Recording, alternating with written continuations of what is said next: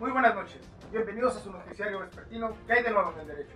Les traeremos lo más relevante del mundo del derecho constitucional comparado. En esta ocasión analizaremos las constituciones de México versus Brasil. Yo soy Julián Villalbazo, comenzamos.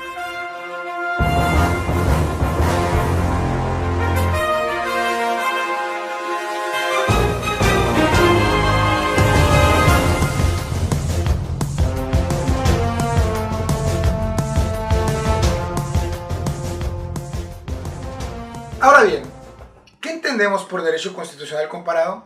Pues bien, debemos entender que es aquella disciplina de la ciencia jurídica que mediante el uso de métodos estructurados permite hacer comparaciones entre ordenamientos jurídicos a fin de encontrar similitudes y diferencias. Lo anterior para entender las realidades sociales, políticas y culturales de un país. En el caso que nos ocupa y para efectos de un análisis objetivo, nos remitiremos a estándares internacionales de medición y compararemos algunos de ellos de Brasil contra México. Ahora bien, ¿qué son estos indicadores? ¿De dónde salen? Pues bien, el Índice de Desarrollo Humano es elaborado por el Programa de Naciones Unidas para el Desarrollo y se compone de 3 parámetros principales, que a saber son salud, educación y riqueza. Así las cosas, tenemos que Brasil tiene un territorio de 8.5 millones de kilómetros y México 1.9 millones de kilómetros. La población de Brasil es de 207 millones de habitantes, siendo que la de México es de 122 millones. El ingreso nacional bruto, por su parte, es de $15.17 diarios en Brasil y $16.5 diarios en México. Esto nos sirve para darnos cuenta de las diferencias que existen entre los dos países. Entremos en materia y analicemos las constituciones. La constitución de Brasil es una bebecita en comparación con la constitución mexicana, ya que la de Brasil fue promulgada en 1988, siendo que la de México fue promulgada en 1917. Una bebecita comparada contra una señora de 99 años con más de 800 cirugías. Ahora bien, comparemos participación ciudadana y periodos presidenciales. Mientras que en Brasil el periodo presidencial es de 4 años con una reelección, en México solamente es de 6 y no hay reelección. En las últimas elecciones, en 2014, Brasil tuvo una participación del 80.61% del electorado, siendo que México solo fue del 63.14% de participación, lo cual nos indica cuál es el porcentaje de compromiso que tiene la población para decidir quién tiene que ser su presidente. Y yo me pregunto, ¿dónde queda la participación ciudadana? Situados en este contexto, vamos a comparar constitucionalmente la institución del juicio político para presidentes y la suspensión de garantías por el presidente. Para eso nos enlazamos con mi compañero Héctor Amador, quien se encuentra en la Ciudad de México. Gracias, Julián. ¿Qué tal? Mi nombre es Héctor Amador. Nos encontramos frente a las instalaciones del Congreso de la Unión para hablar de un tema muy importante como lo es el juicio político, para continuar con nuestros estudios de Derecho Constitucional comparado entre México y Brasil. Existen 2 mecanismos para la destitución de funcionarios públicos: la revocación de mandato y el juicio político. La revocación de mandato es un mecanismo mediante el cual los ciudadanos pueden destituir, a través de una votación, a un funcionario público antes de que expire el periodo para el cual fue elegido. Y por otro lado, tenemos el juicio político, el cual es un mecanismo judicial desarrollado por órganos políticos para fincar responsabilidad política y sancionar con destitución y/o inhabilitación a funcionarios o servidores públicos de alto nivel en cualquiera de los 3 poderes, ejecutivo, legislativo o judicial, quienes en el ámbito de sus atribuciones han incurrido en arbitrariedades, abuso o exceso de poder.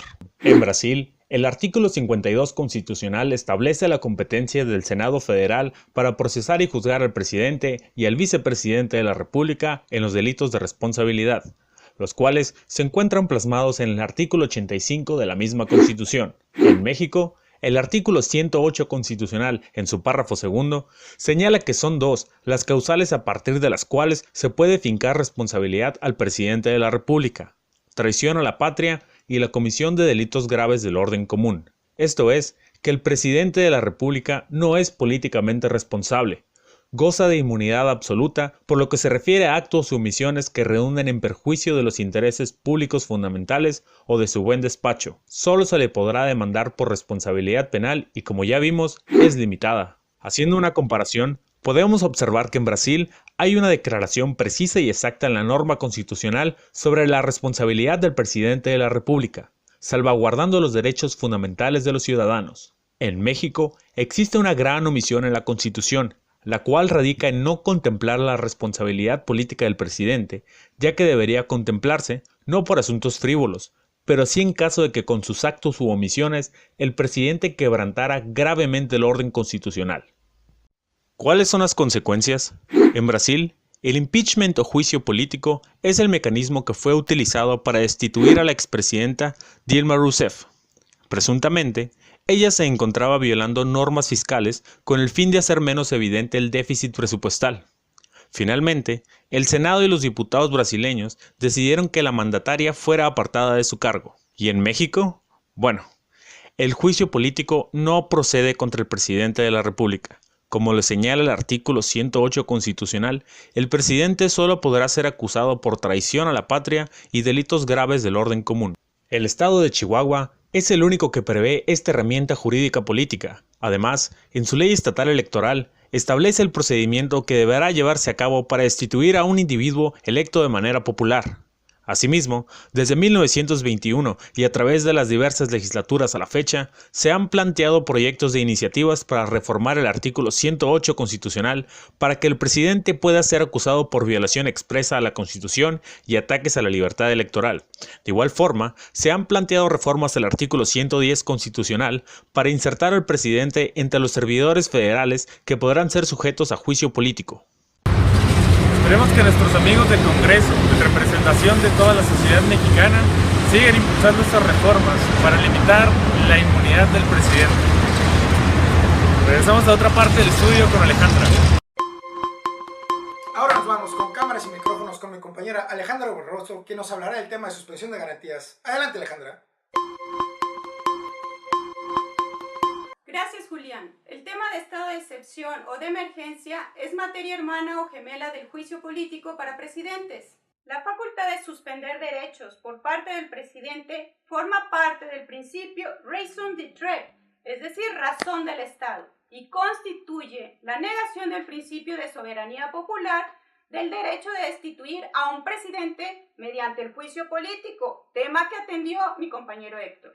Ahora bien, el propósito del estado de sitio, estado de defensa o restricción o suspensión de garantías debe su entendimiento lícito como medio de defensa del Estado democrático, el orden constitucional y los derechos y libertades de las personas, la protección de los derechos humanos de la población.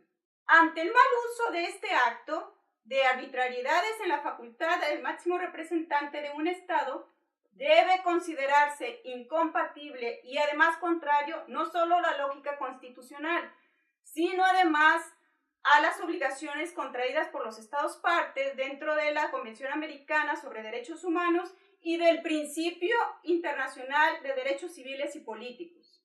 Se debe entender a la suspensión de garantías entonces como el único medio para atender situaciones de emergencia pública y preservar los valores superiores de la sociedad democrática. Veamos entonces qué nos dice la Constitución de Brasil y la de México.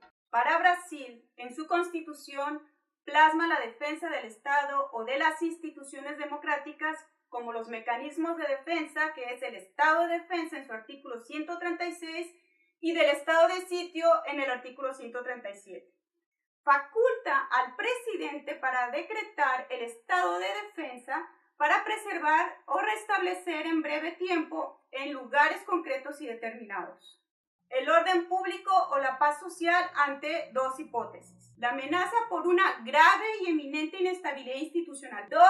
Afectadas por calamidades naturales de grandes proporciones. Si el estado de defensa no funciona, el artículo 137 faculta al presidente a decretar el estado de sitio en caso de conmoción grave de repercusiones o sucesiones de hechos que demuestren la ineficacia de medidas tomadas durante el estado de defensa o declaración de estado de guerra o respuesta en una agresión armada extranjera. Ahora bien, en comparación, en México, la Constitución habla de restringir o suspender el ejercicio de los derechos y las garantías en el artículo 29 constitucional.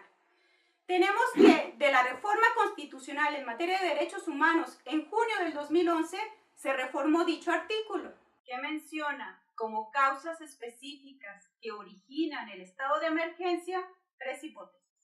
invasión, perturbación grave de la paz y cualquier otro caso que ponga a la sociedad en grave peligro o conflicto, señalando, a la luz de los tratados internacionales y del artículo 1 constitucional, las excepciones que deberían salvaguardar los derechos humanos en caso de emergencias, a la Suprema Corte de Justicia de la Nación para revisar los decretos que expide el presidente de la República de México en función a la constitucionalidad y validez de los derechos humanos. En este contexto vamos a hacer una comparación.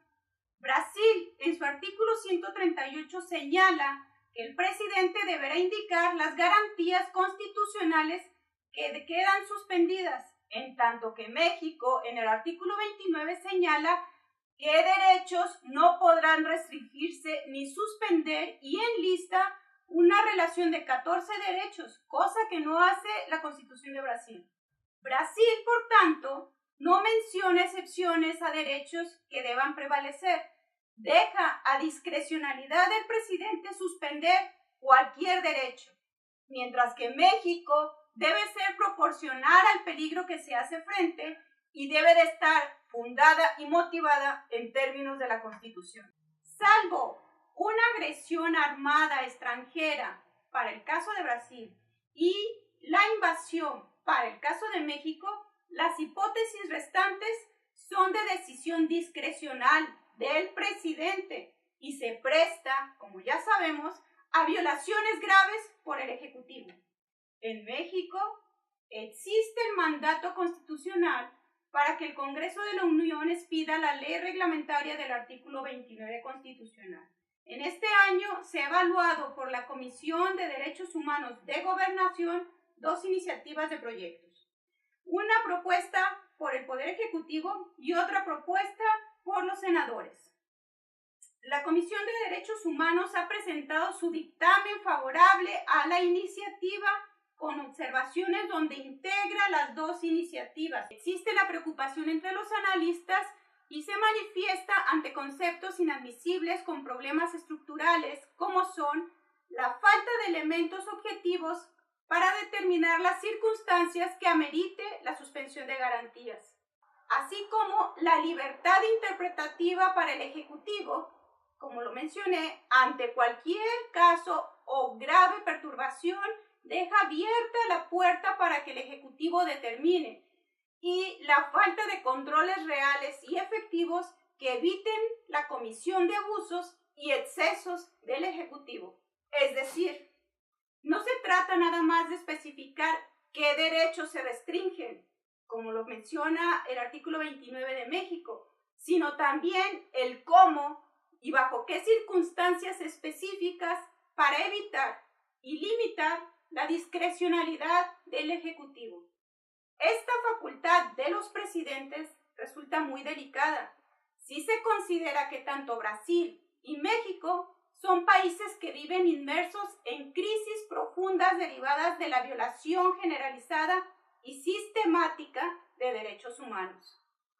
Queda claro entonces que estos artículos es la puerta abierta o, como dicen algunos, el cajón desastre del que podría echar mano a diestra y siniestra el presidente de la República. Esto es todo en relación a la suspensión de garantías. Gracias, Julián, regresamos contigo. Y esto fue todo por nuestra parte en su noticiero de Derecho Constitucional Comparado. Les agradecemos la atención y los invitamos a vernos mañana por este mismo canal.